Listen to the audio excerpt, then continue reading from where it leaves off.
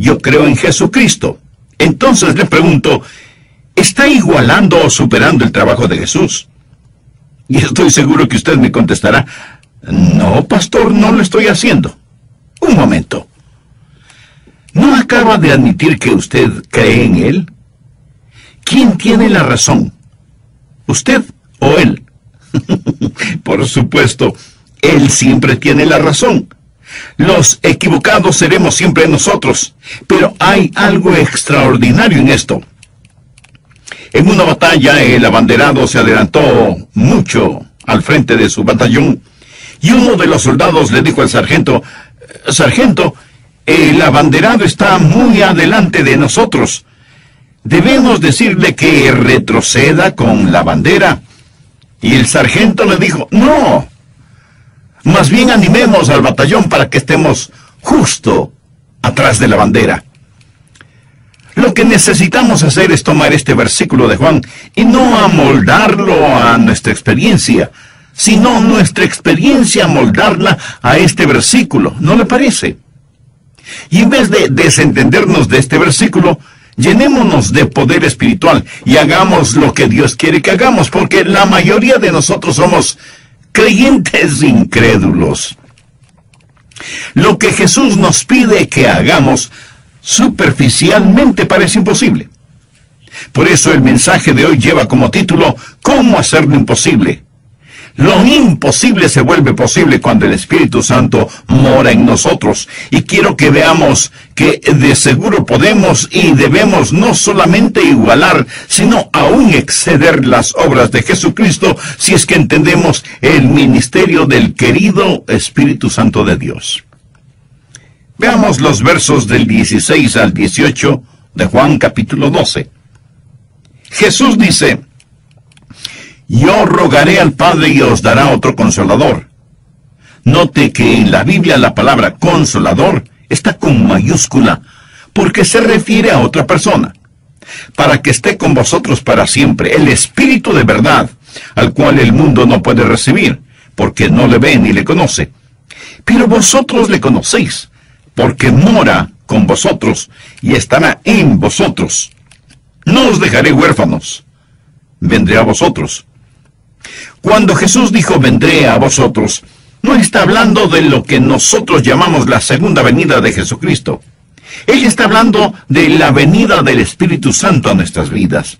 El Espíritu Santo iba a venir y Jesús dijo, soy yo el que estoy viniendo. Porque Cristo y el Espíritu Santo no pueden ser separados.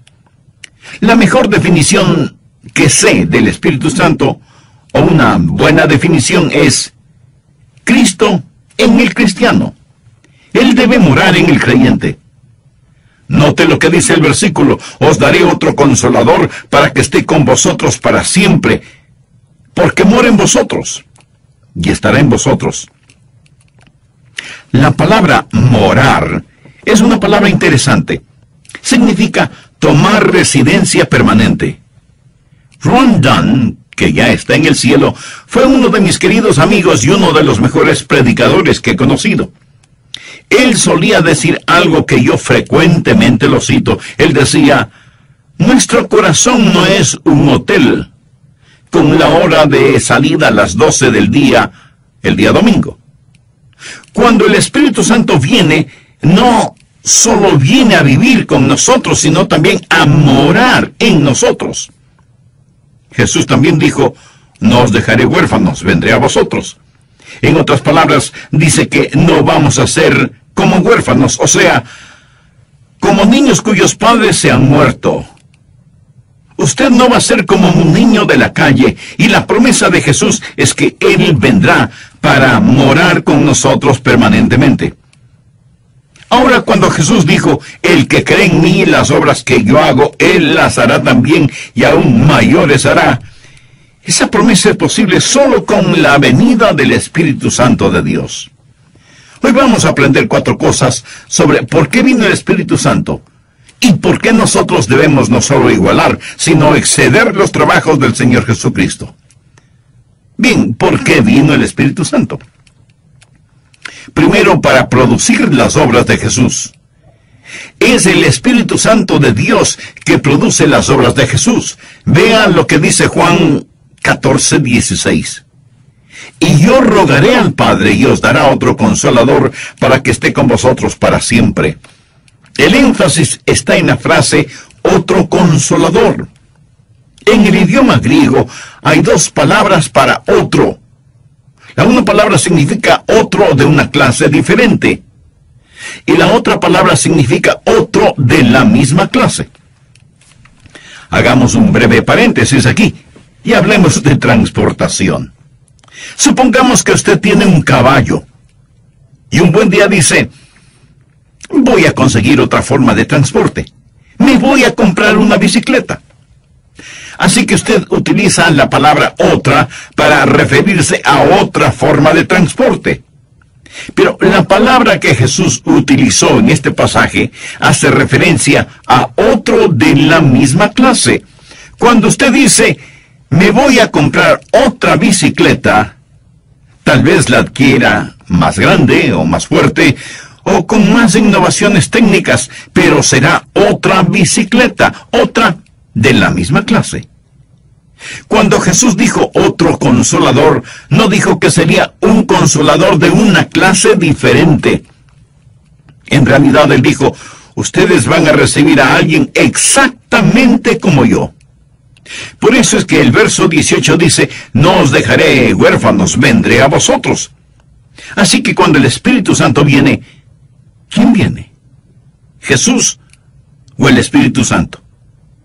Pues ambos, no hay distinción. El Espíritu Santo es Cristo en el cristiano. ¿Por qué Jesús dijo, las obras que yo hago, ustedes también las harán? Porque Jesús, de acuerdo a su promesa, siempre las estará haciendo. Y como Él mora en nosotros permanentemente, por medio del Espíritu Santo de Dios, nosotros también las haremos. Cuando era joven, leí un librito titulado ¿Qué haría Jesús? A lo mejor usted también lo ha leído.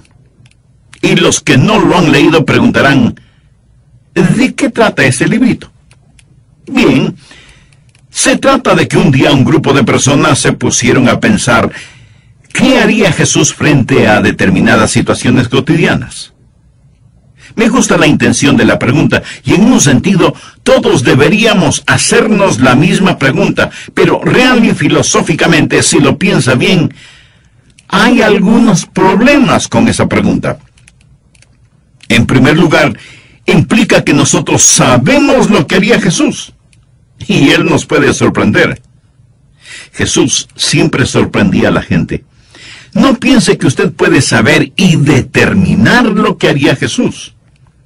En segundo lugar, presupone que si sabemos lo que Jesús haría, nosotros también podríamos hacerlo. Y quiero decir, todo lo que tenemos que hacer es conocer lo que Él haría al enfrentar ciertas situaciones y nosotros proceder de la misma manera. Ahora escúcheme con atención. Nadie puede ser Jesús, sino Jesús. Y si nosotros pudiéramos determinar lo que Jesús haría, probablemente haríamos lo bueno siempre. ¿No le parece? Pero lo que nosotros hiciéramos no sería más que una pequeña y barata imitación de hojalata y estaríamos tropezándonos cada paso tratando de hacer lo que Jesús haría. Algunos hacen la pregunta, ¿qué haría Jesús si estuviera aquí? Parece que esas personas olvidan que Jesús está aquí. Él no está allá lejos, en algún lugar del cielo, mirándonos a través de las nubes y diciendo, hagan lo que puedan. No. Su promesa sigue siendo válida. Vendré a vosotros, moraré en vosotros. Por lo tanto, la vida cristiana no es vivida por usted, es vivida por Cristo en usted. Hay una sola persona que ha vivido totalmente la vida cristiana, y su nombre es Jesús.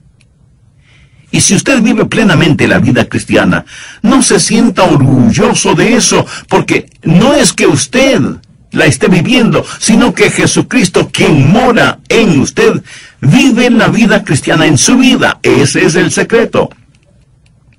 Él está aquí para hacer el trabajo que necesita ser hecho. Y por eso dijo, el que cree en mí, las obras que yo hago, él también las hará. ¿Por qué? Porque vendré a vosotros, porque moraré en vosotros. Yo soy el que produce esas obras en vosotros. Es necesario entender que fue mejor que Jesús se fuera al cielo para que enviara al Espíritu Santo. Muchos de nosotros pensamos que hubiera sido maravilloso si hubiéramos vivido en siglos pasados, cuando Jesús estuvo aquí en la tierra, caminando y ministrando en las playas de Galilea. Pero permítame decirle, mi amigo, que nosotros tenemos ventajas sobre Pedro, Pablo, Mateo, Santiago, Bartolomé y todos los demás.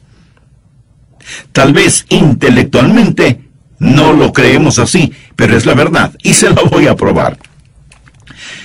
Por favor, busque Juan 16:7. Jesús dice, pero yo os digo la verdad, os conviene que yo me vaya, porque si no me fuere, el Consolador no vendrá a vosotros, mas si me fuere, os lo enviaré. Aquí la palabra conviene significa es mejor, o es necesario. Por lo tanto, Jesús les dijo, si me quedo aquí, ustedes no podrán tener la bendición de mi Padre, que es el Espíritu Santo. Para ustedes es mejor y necesario que me vaya. No solo que Jesús está con nosotros, sino que Jesús mora en nosotros para siempre, y eso desde cualquier punto de vista es muchísimo mejor. Seguramente todos ustedes saben, o por lo menos han escuchado, la historia de Marta, María y Lázaro, amigos muy cercanos de Jesucristo. Lázaro enfermó gravemente. Sus hermanas le enviaron un mensaje a Jesús, pidiéndole que venga a ayudar a Lázaro. Jesús no va de inmediato, sino después de unos días. Y cuando por fin llega a la casa de sus amigos, Marta como que le reprocha diciendo, Maestro, si hubieras venido a tiempo, nuestro hermano no hubiera muerto. Prácticamente lo mismo le dijo María. ¿Por qué no estuvo Jesús ahí? Pues porque se encontraba en otro lugar. Elemental, ¿no le parece? En tiempos del Señor Jesús, si él estaba en un lugar con Pedro, no podía estar en otro lugar con Juan, porque mientras estuvo en la carne, él solo podía estar en un solo lugar a la vez. Pero porque él se fue al cielo y envió al Espíritu Santo, Jesús está con usted, donde quiera que vaya. Y está conmigo, donde quiera que voy. Y ninguno de nosotros nunca tendrá que decir, oh Señor, si tú hubieras estado aquí. Porque Él siempre está con nosotros. Él está vivo y mora en usted, mora en mí. Cristo vive en el cristiano. Jesucristo es la parte invisible del cristiano visible y está en nosotros. Y nosotros somos la parte visible del Cristo invisible. Stuart Briscoe es un amigo mío, genuino hombre de Dios y gran predicador. Y él frecuentemente relata lo siguiente. Dice, cuando me salvé, iba a vivir la vida cristiana cantando y silbando y me dije a mí mismo, esto va a ser fácil. Pero después de poco tiempo comencé a tropezar espiritualmente y me dije, esto es más difícil de lo que pensaba. La vida cristiana es dura. Pasó un tiempo y tuve que decir, la vida cristiana no solo es difícil y dura, es imposible. Pero entonces descubrió la llenura y el poder del Espíritu Santo y ya no dice que la vida cristiana es fácil, dura o imposible. Ahora dice que la vida cristiana es maravillosa. ¿Por qué viene el Espíritu Santo de Dios? Para producir las obras de Jesús. Es Cristo en nosotros produciendo la vida cristiana. Y si usted no aprende esto, va a tener tiempos muy difíciles en su vida cristiana. Bien, el Espíritu Santo no solo vino para producir las obras de Jesús, Él vino en segundo lugar para proteger la voluntad de Jesús. Usted no está solo, pertenece a Cristo. Veamos lo que Jesús dice en Juan 14:26. Mas el Consolador, el Espíritu Santo, a quien el Padre enviará en mi nombre, Él os enseñará todas las cosas y os recordará todo lo que yo os he dicho. Detengámonos un momento en la palabra consolador. Es la palabra griega parakletos. En 1 de Juan 2:1 se la traduce como abogado. Y si alguno hubiere pecado, abogado tenemos para con el Padre, a Jesucristo el justo. ¿Qué es lo que un abogado hace por usted? Bueno, protege sus derechos, le defiende, le representa, vela por sus intereses y que se cumpla su voluntad. ¿Qué es lo que hace el Espíritu Santo? No solo que produce las obras de Cristo en usted, sino que también protege la voluntad de Cristo. El Espíritu Santo representa al Señor Jesucristo en usted o en mí.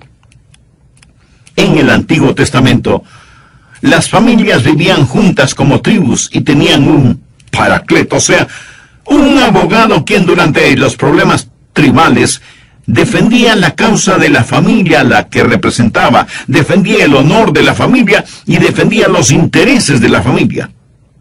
Y eso es lo que el Espíritu Santo de Dios ha venido a hacer en usted y en mí: defender la causa de Jesús, proteger el nombre de Jesús, desarrollar los intereses de Jesús en su corazón. Jesús es mi abogado, tanto como lo es el Espíritu Santo. Así que estamos relacionados con dos abogados.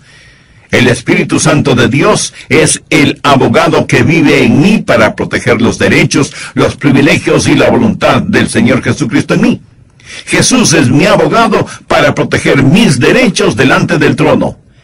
Y si alguno hubiere pecado, abogado tenemos para con el Padre, a Jesucristo el justo. Satanás es el acusador que se acerca a Dios y le dice: ¿no ves lo que hizo Adrián? Volvió a fracasar. Dios, debes condenarle. Entonces Jesús pasa al frente y dice: Padre, es cierto que Adrián fracasó, pero él es mío. Me pertenece. Yo morí por sus pecados, hice expiación por ellos, y porque yo pagué por esos pecados, estoy aquí para defender su causa. Jesús, mi abogado, intercede por mí, y el Espíritu Santo hace intercesión por Jesús. El Espíritu Santo representa los derechos de Jesús en mi vida. ¿Cómo lo hace? Por medio de la convicción. ¿Alguna vez ha hecho algo que no debía hacer, y el Espíritu Santo da la voz de alarma en su vida? ¿Ha sentido como que alguien le habla y le dice: te equivocaste? No debiste actuar de esa manera. No debes vivir de esa forma. Arrepiéntete y confiesa ese pecado. Por lo general llamamos a esto la voz de la conciencia. ¿Cuál es ese poder que nos convence o redarguye de nuestro pecado? Bueno, yo no sé acerca de usted, pero es una realidad para mí. Cuando recibo la advertencia: Adrián, te está saliendo de los límites, ¿qué es lo que está haciendo el Espíritu Santo? Está protegiendo la voluntad de Jesús. Él es el abogado que representa a Jesús en el creyente. Es la obra del Espíritu Santo el poner inquietudes espirituales en su corazón al escuchar un mensaje como el presente. En el programa anterior estudiamos 2 de las 4 cosas que debemos aprender sobre el porqué de la venida del Espíritu Santo y por qué nosotros debemos no solo igualar, sino aún exceder los trabajos del Señor Jesucristo. ¿Por qué vino el Espíritu Santo? Primero, para producir las obras de Jesús. Es el Espíritu Santo de Dios que produce las obras de Jesús. Vean lo que dice Juan 14:16. Y yo rogaré al Padre y os dará otro Consolador, para que esté con vosotros para siempre. El énfasis está en la palabra otro Consolador. En el idioma griego hay 2 palabras para otro. La una significa otro de una clase diferente y la otra significa otro de la misma clase. En segundo lugar, para proteger la voluntad de Jesús. Usted no está solo, pertenece a Cristo. Veamos lo que Jesús dice en Juan 14:26. Mas el Consolador, el Espíritu Santo, a quien el Padre enviará en mi nombre, Él os enseñará todas las cosas. y os recordará todo lo que yo os he dicho. Detengámonos un momento en la palabra consolador. Es la palabra griega parakletos. En 1 de Juan 2:1 se la traduce como abogado. Y si alguno hubiere pecado, abogado tenemos para con el Padre, a Jesucristo el justo. ¿Qué es lo que un abogado hace por usted? Bueno, protege sus derechos, le defiende, le representa, vela por sus intereses y que se cumpla su voluntad. ¿Qué es lo que hace el Espíritu Santo? No solo que produce las obras de Cristo en usted, sino que también protege la voluntad de Cristo. El Espíritu Santo representa al Señor Jesucristo en usted y en mí. ¿Cómo hacer lo imposible? Usted recibe el Espíritu Santo de Dios cuando recibe a Jesucristo. Y el Espíritu Santo en usted producirá las obras de Cristo y protegerá la voluntad de Cristo. En tercer lugar, le ayuda a percibir las palabras de Cristo. Usted necesita entender a Jesús. Y el Espíritu Santo en usted le ayuda a percibir, a darse cuenta de las palabras de Cristo. Veamos lo que dice Juan 14:26. Mas el Consolador, el Espíritu Santo, a quien el Padre enviará en mi nombre, Él os enseñará todas las cosas y os recordará todo lo que yo os he dicho. Ahora busquemos Juan capítulo 16, los versos 12 y 13. Aún tengo muchas cosas que deciros, pero ahora no las podéis sobrellevar. Pero cuando venga el Espíritu de verdad, Él os guiará a toda verdad, porque no hablará por su propia cuenta, sino que hablará todo lo que oyere, y os hará saber las cosas que habrán de venir. Gracias a Dios que puedo percibir las palabras de Cristo, porque el Espíritu Santo de Dios es mi Maestro, que vive en mí, y me ayuda a entender las cosas que no entiendo. Yo no podría estudiar para predicar a menos que pueda orar. Frecuentemente, sentado junto a mi escritorio, oro y digo, querido Dios, enséñame. Y repito lo que dice ese hermoso himno: Señor, abre los ojos de mi corazón y ayúdame a entender todo lo que tu Santo Espíritu me enseñe. Por favor, busque 1 Corintios 2, desde el verso 9 al 14. Antes bien, como está escrito, cosas que ojo no vio, ni oído oyó, ni han subido en el corazón del hombre, son las que Dios ha preparado para los que le aman. Lo que el apóstol está diciendo es que hay verdades espirituales que usted simplemente no las entiende solo leyéndolas u observándolas. Hay ciertas cosas que usted no comprende solo escuchándolas. Hay cosas que no puede entenderlas emocionalmente. Ahora, note lo que dice desde el verso 10. Pero Dios nos las reveló a nosotros por el Espíritu, porque el Espíritu todo lo escudriña, aún lo profundo de Dios. Porque ¿quién de los hombres sabe las cosas del hombre sino el Espíritu del hombre que está en él? Usted no me conoce a mí como me conozco a mí mismo. Y yo no le conozco a usted como usted mismo se conoce. Pero note, porque ¿quién de los hombres sabe las cosas del hombre sino el Espíritu del hombre que está en él? Así tampoco nadie conoció las cosas de Dios sino el Espíritu de Dios. Solo Dios conoce a Dios.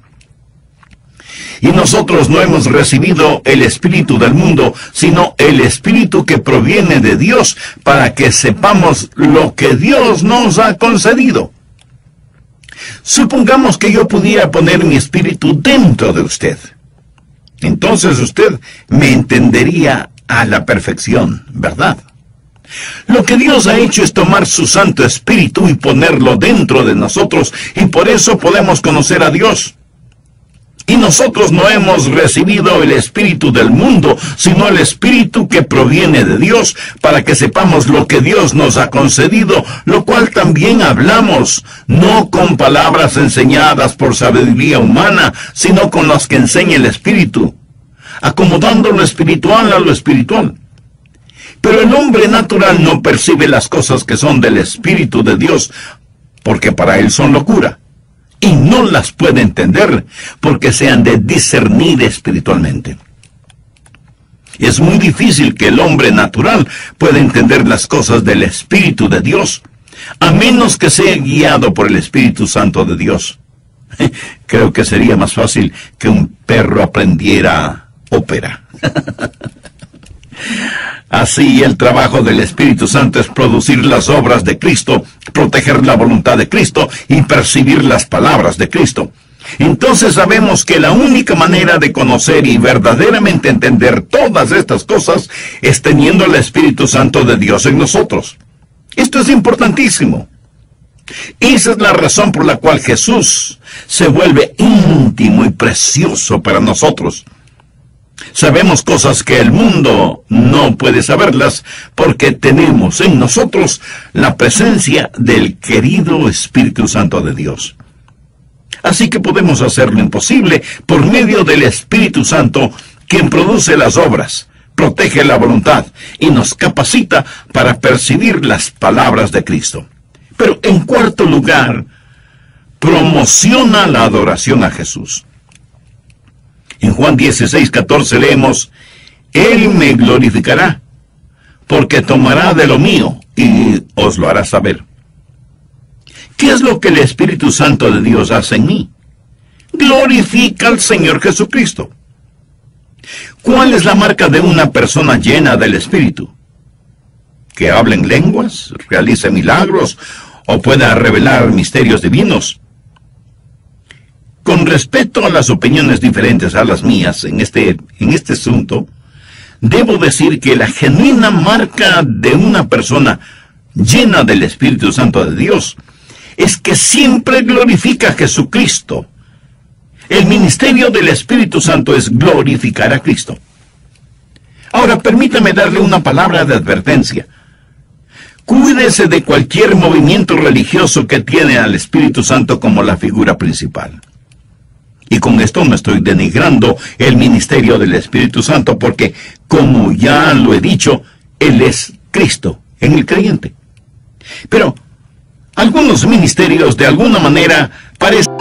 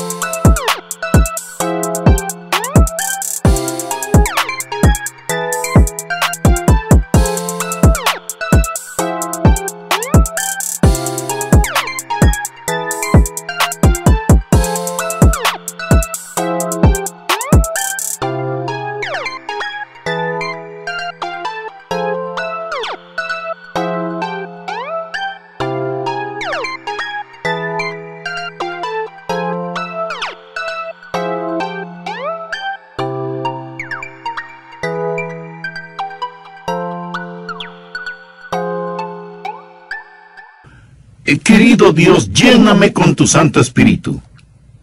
Y si Dios les preguntara, ¿por qué quieres ser lleno de mi Santo Espíritu? Entre las varias respuestas, algunos podrían decir, ¿por qué quiero ser un gran predicador de tu palabra? ¿O por qué quiero entender totalmente tu palabra? ¿O porque deseo ganar muchas almas para Cristo? ¿O porque quiero vivir una vida más santificada? Y Dios contestará, eso no me interesa demasiado. Pero si usted dice, Dios, lléname con tu Santo Espíritu para que Cristo sea glorificado en mi vida, Dios le dirá, ¿eso es lo que quieres? Pues yo también quiero glorificar a mi Hijo. Ven, hagámoslo juntos. Dios le llenará con su Santo Espíritu, no para que usted satisfaga su vanidad espiritual, sino para que glorifique a Cristo.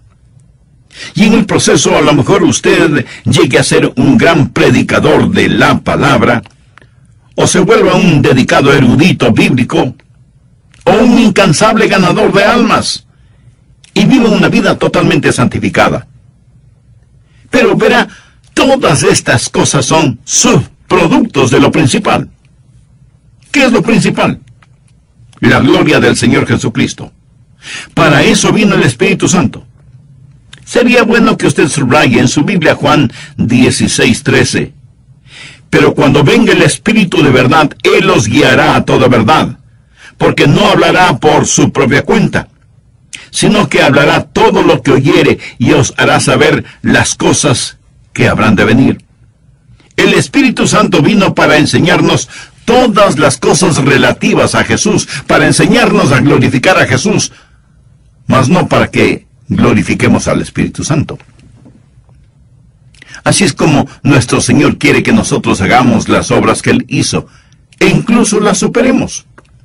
Y algunos de ustedes justificada y preocupadamente preguntarán, pastor, ¿cómo podemos nosotros superar las obras de Cristo? ¿No suena eso un poquito preponderante? Si el Señor hasta resucitó muertos. Permítame decirle algo. Todos los milagros que Jesús realizó, los milagros de gloria, solo tipifican y retratan los milagros de la gracia. Supongamos que después de mi mensaje en la iglesia y durante la oración, una persona parapléjica en una silla de ruedas es traída para que oremos por ella. Yo pongo mis manos sobre esa persona y todos vemos cómo esos brazos y piernas comienzan a pulsar con vida. Y esa persona salta de su silla de ruedas y comienza a glorificar. Es Dios que de tal manera está controlando esa vida que es difícil de explicar. Eso sería un auténtico milagro y nadie puede negarlo. Le puedo asegurar que la próxima vez que tuviéramos una reunión, habría tanta gente en la iglesia que no se podría encontrar ni un centímetro cuadrado vacío. Todos prácticamente buscando sanidad física. Ahora, si la sanidad física es tan tremendamente importante para muchas personas, yo quiero hacer una pregunta. ¿Jesucristo tuvo el poder para sanar? Y usted responderá, por supuesto que sí. Otra pregunta. ¿Sanó Él a todos? No.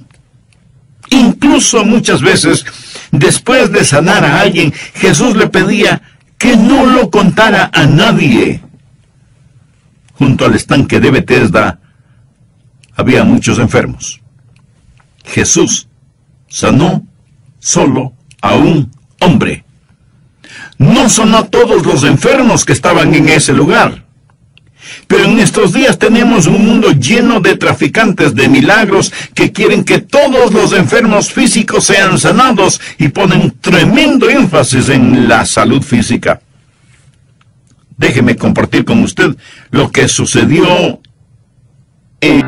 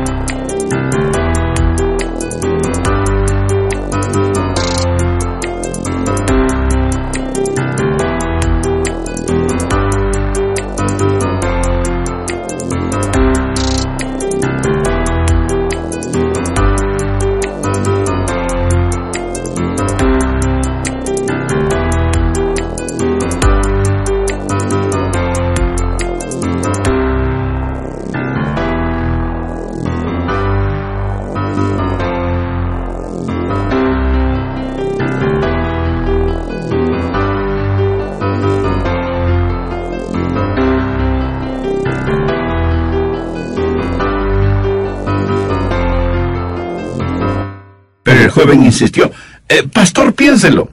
De los billones y billones de estrellas, universos y galaxias que existen, ¿no cree usted que haya vida en otros planetas? No. Yo no puedo probar que hay o no hay vida en otros planetas, pero simplemente no creo que la haya.